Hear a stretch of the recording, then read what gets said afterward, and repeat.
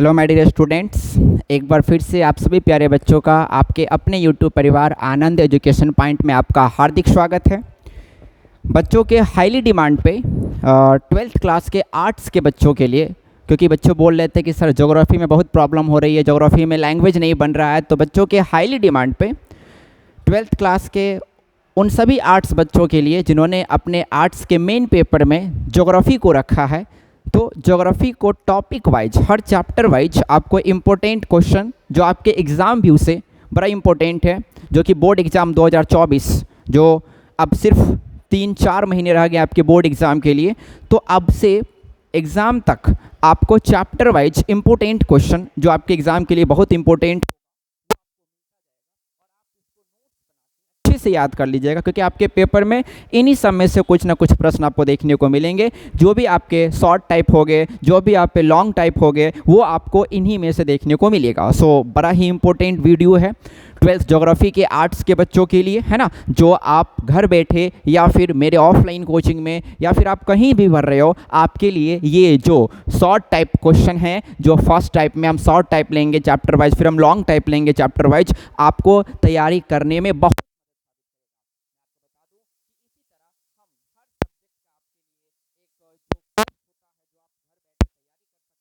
देने की आवश्यकता नहीं है। आप अपने तैयारी को और पुख्ता करेंगे। हम लोग यहीं से अपने कोचिंग आनंद एजुकेशन से ही आपको तमाम तैयारी करवा देंगे हर सब्जेक्ट का, और बहुत जल्द आप लोग के सामने कॉमर्स क्लास भी आने वाला है। कॉमर्स के सर भी आएंगे और आप लोग को इंपॉर्टेंट क्वेश्चन टॉपिक वाइज बताते जाएंगे, और आपको हर विषय की तैयारी, आपको साइंस मैथ तो मिलता ही है इस चैनल पर, उसके साथ साथ अब आर्ट्स के कुछ पार्ट्स और उसके साथ साथ कॉमर्स की एक नई बोर्ड एग्जाम के लिए घर बैठे ही अच्छे से हो पाएगी। फिलहाल हम ना समय नहीं गवाते हुए हम आते हैं अपने टॉपिक पर। बच्चे, आपका जो ज्योग्राफी है, जो ज्योग्राफी 12th क्लास का है, उसका सेकेंड चैप्टर है विश्व जनसंख्या, वितरण, घनत्व और वृद्धि। क्या है?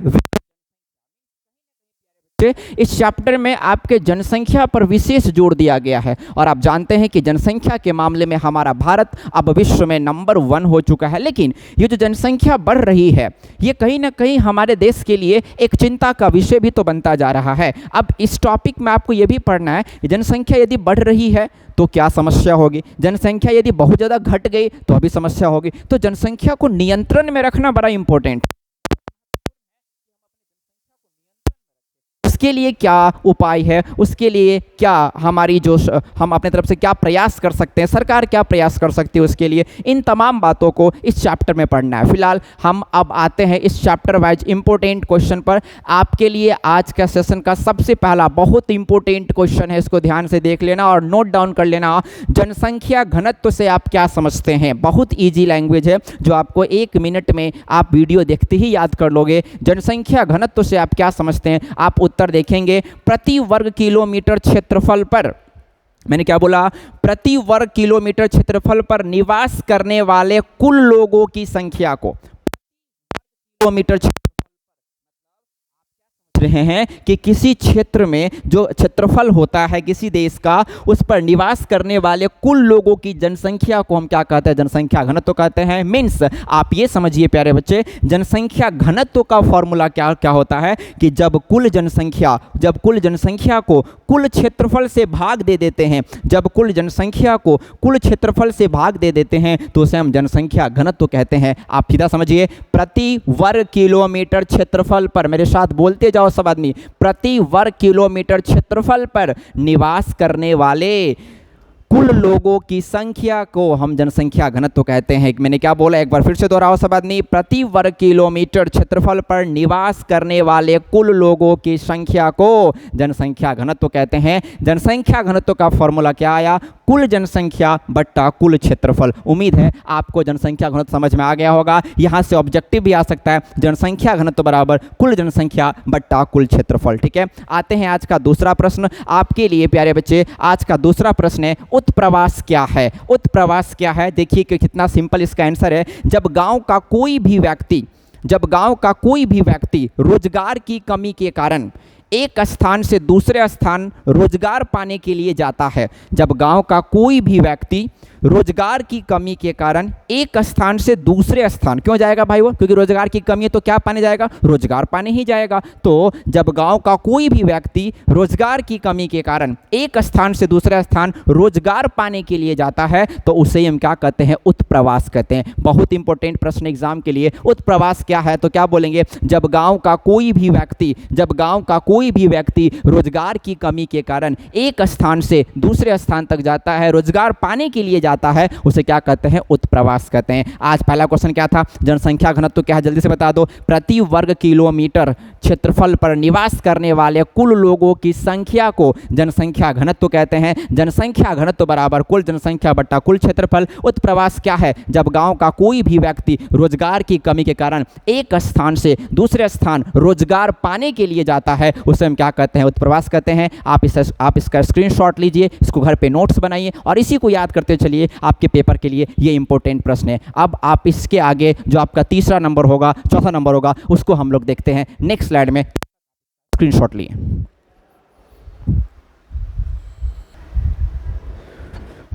उम्मीद है कि आप लोग उसका स्क्रीनशॉट ले लिए होंगे। अब हम लोग आते हैं आज का क्वेश्चन नंबर 3, जो कि बहुत ही ज़्यादा इंपॉर्टेंट है। तीसरा नंबर क्वेश्चन आपका क्या है प्यारे बच्चे? ज्योग्राफी क्लास की क्लास चल रही है 12th आर्ट्स के बच्चों के लिए।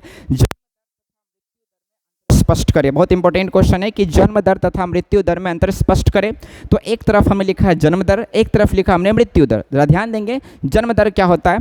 प्रति 1000 बच्चों पर, ये लैंग्वेज वाला विषय से लैंग्वेज की बड़ी गरिमा रखी जाए कि जब बच्चा जन्म की बात करा तो जन्म के समय बच्चा क्या होता है? बच्चा ही रहता है, तो इसलिए बच्चा मैंने लिखा। प्रति 1000 बच्चों पर एक वर्ष में जीवित बच्चों की संख्या, बहुत सिंपल लैंग्वेज है बच्चे। प्रति 1000 बच्चों पर एक वर्ष में जीवित बच्चों की संख्या जन्म दर कहलाती है। और प्रति 1000 व्यक्तियों पर, चूंकि जब इंसान मरता है तो उस टाइम में बच्चा नहीं रहता, व्यक्ति रहता है। अगर रेयर केस को छोड़ दिया जाए, जो बच्चे में ही डेथ कर जाते हैं, उसको छोड़ दिया जाए तो आमूनन मरने का जो एज होता है वो उस समय तक वो इंसान व्यक्ति बन जाता है। सो यहाँ पर व्यक्ति लिखेंगे। प्रति 1000 व्यक्तियों पर एक वर्ष में मृत होने वाले व्यक्तियों की संख्या, एक वर्ष में मरने वाले व्यक्तियों की संख्या को मृत्यु दर कहते हैं। भाई जन्म दर क्या है? प्रति 1000 बच्चों पर एक वर्ष में जीवित बच्चों की संख्या जन्म दर कहलाती है प्यारे बच्चे। जबकि प्रति 1000 व्यक्तियों पर एक वर्ष में मरने वाले व्यक्तियों की संख्या को मृत्यु दर कहते हैं। जन्म दर से जनसंख्या बढ़ती है, जबकि मृत्यु दर से जनसंख्या घटती है। कहा जाता है कि परीक्षार्थी यथासंभव अपने शब्दों में उत्तर दे। आप अपना लैंग्वेज जितने अच्छे से रखिएगा, मार्क्स उतना ज़्यादा अच्छा आएगा। कॉपी नहीं करना है, आपको बढ़िया से लैंग्वेज लिखना ताकि उसको सीधा समझ में आ जाए। हमने जो पूछा बच्चा ने वही लिखा, क्या बढ़ा के लिखोगे अपने मन से? नहीं कि 8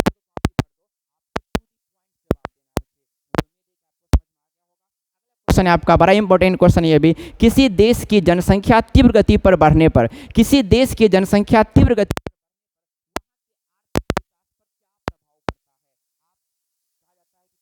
क्वेश्चन का जो स्टार्टिंग होता है ना, वो बड़ा इंपॉर्टेंट होता है। उसको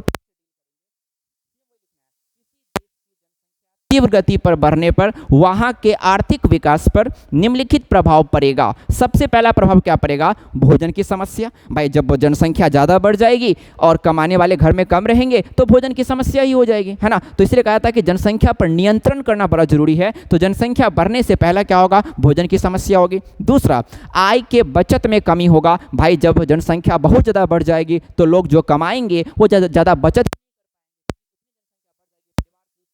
उसी में सारे पैसे खर्च हो जाएंगे। सो जनसंख्या बढ़ने से प्यारे बच्चे आय के बचत में कमी होती है। तीसरा, कृषि पर जनसंख्या का आर्थिक दबाव होता है। भाई जो कृषि पर जनसंख्या का आर्थिक दबाव, मतलब मान लीजिए जनसंख्या बहुत ज़्यादा बढ़ गई तो वहाँ पर लोग क्या कर रहे हैं? अब जो कृषि योग्य भूमि है वहाँ पर अपना घर बना रहे हैं, वो ज़मीन पर अपना घर बना रहे हैं। इसका मतलब है कि कृषि पर जनसंख्या का सबसे बड़ा प्रभाव पड़ा है। जो कृषि योग्य भूमि था वहाँ पे लोग अपने अपने शौक को पूरा करने के लिए अपना घर बना रहे हैं। मीन्स कृषि योग्य भूमि का बहुत ज़बरदस्त तरीके से विरोध हो रहा है। मीन्स उसका हम लोग हनन कर रहे हैं और वहाँ पर हम अपना घर बना रहे हैं। कृषि पर जनसंख्या का अत्यधिक दबाव होता है। चौथा, बेरोजगारी होगी। जब जनसंख्या बढ़ेगी, रोजगार सबको नहीं मिलेगा तो बेरोजगारी की समस्या, जो कि अभी भी आपको देखने को मिल रहा है, हमारे देश में, हमारे राज्य में कितनी बेरोजगारी है कि एक एग्जाम ठीक से कंडक्ट नहीं हो पा रहा है और धीरे धीरे और ये संख्या बढ़ती ही जा रही है। पांचवा, अशिक्षा जनसंख्या बढ़ने से उतने कैपेसिटी नहीं है परिवार की वो सब बच्चों को पढ़ा सके, इसलिए अशिक्षा वहाँ पर बढ़ती जा रही है और जहाँ बच्चे अशिक्षा बढ़ेगी वहाँ पर तो और सारे अपराध होते जाएंगे। तो कहीं ना कहीं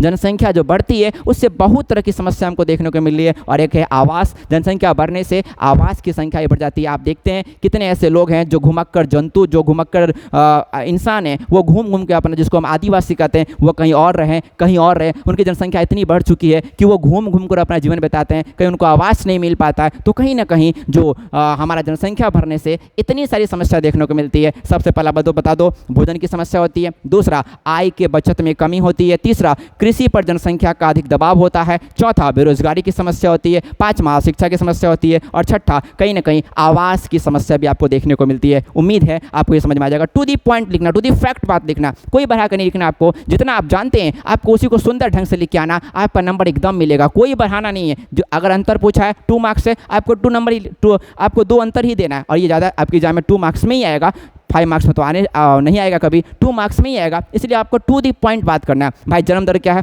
प्रति 1000 बच्चों पर एक वर्ष में जीवित बच्चों की संख्या को हम जन्म दर कहते हैं और प्रति 1000 व्यक्तियों पर एक वर्ष में मरने वाले व्यक्तियों की संख्या को हम मृत्यु दर कहते हैं।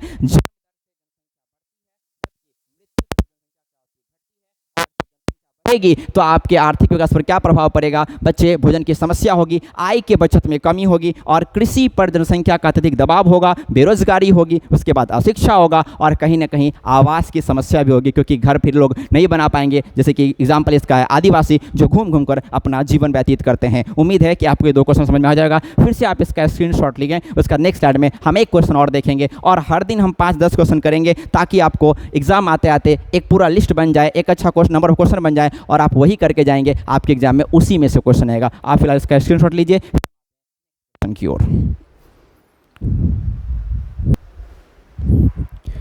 चलिए अब देखते हैं नेक्स्ट क्वेश्चन। आज का क्वेश्चन नंबर 5 और ये लास्ट क्वेश्चन है। टॉप 5 क्वेश्चन हम डेली करते जाएंगे जो आपके एग्जाम के लिए बड़ा इंपॉर्टेंट होगा। देखिए 5वां क्वेश्चन क्या कह रहा है, बहुत ही ज़्यादा इंपॉर्टेंट क्वेश्चन है। विकसित देशों में जनसंख्या वृद्धि की प्रवृत्ति विकासशील देशों से कैसे भिन्न है? आखिर विकसित देशों ने जनसंख्या पर कैसे कंट्रोल कर लिया है ना? मतलब दोनों के जनसंख्या प्रवृत्ति में क्या आपको भिन्नता देखने को मिलती है, या हम विकसित देश की बात करें या हम विकासशील देश की बात करें, जहाँ पर भारत भी विकासशील एक देश है, तो अगर हम दोनों देशों की तुलना करें तो वहाँ पर जनसंख्या प्रवृत्ति कैसे भिन्न है, यही क्वेश्चन पूछा गया है। पढ़ते हैं, एकदम अच्छा आंसर है, आप यही लिखेंगे एग्जाम में। विकसित देशों में जनसंख्या वृद्धि की प्रवृत्ति विकासशील देशों से भिन्न है क्योंकि विकसित देशों में जन्म दर तथा मृत्यु दर पर नियंत्रण कर लिया गया है। एकदम सिंपल रीजन, इसलिए भिन्न है क्योंकि विकसित देशों में जन्म दर तथा मृत्यु दर पर नियंत्रण पा लिया गया है, इसीलिए विकसित देशों में जन्म दर कम है। और जब जन्म दर कम होगा तो आपकी जनसंख्या ऑलरेडी कम हो जाएगी। जनसंख्या क्यों बढ़ती है? क्योंकि जन्म दर अधिक होती है ना। तो विकसित देशों ने अपने जन्म दर और मृत्यु दर दोनों पर नियंत्रण पा लिया है, इसीलिए वहाँ पर जन्म दर कम है, जबकि विकासशील देशों में जन्म दर अधिक है। हमारे देशों में प्रतिदिन जन्म दर बढ़ता ही जा रहा है, इसलिए आप देख रहे हैं कि भारत की जनसंख्या पूरे विश्व में नंबर 1 हो गया है क्योंकि यहाँ की जन्म दर हर दिन बढ़ती जा रही है। तो यहाँ बोला गया है कि जबकि विकासशील देशों में जन्म दर अधिक है, वहाँ मृत्यु दर पर नियंत्रण पा लिया गया है, लेकिन जन्म दर पर नियंत्रण नहीं हो पाया है। इसीलिए बच्चे, विकसित देशों में और विकासशील देशों में जो जनसंख्या की प्रवृत्ति है उसमें आपको भिन्नता दिखाई देती है, क्योंकि विकसित राष्ट्र ने जन्म दर और मृत्यु दर दोनों पर नियंत्रण पा लिया है, लेकिन विकासशील देश ने मृत्यु दर पर नियंत्रण पा लिया है लेकिन जन्म दर पर नियंत्रण नहीं पाया है, इसीलिए वहाँ की जनसंख्या अधिक है, लेकिन विकसित राष्ट्र इसमें आगे है। यही दोनों में आपको भिन्नता है। उम्मीद है कि आपको ये क्वेश्चन समझ में आ गया होगा। आपको ये टॉप 5 क्वेश्चन हर दिन मिलेगा ताकि आप अपनी तैयारी को अच्छे से कर सके, और इसी तरह हम लोग हर सब्जेक्ट वाइज लेकर आएंगे। आपका कॉमर्स भी आने वाला है, चिंता ना करें। 10th क्लास के बच्चों के लिए भी ऐसे ही सीरीज लेकर आएंगे जो उसके लिए बड़ा इंपॉर्टेंट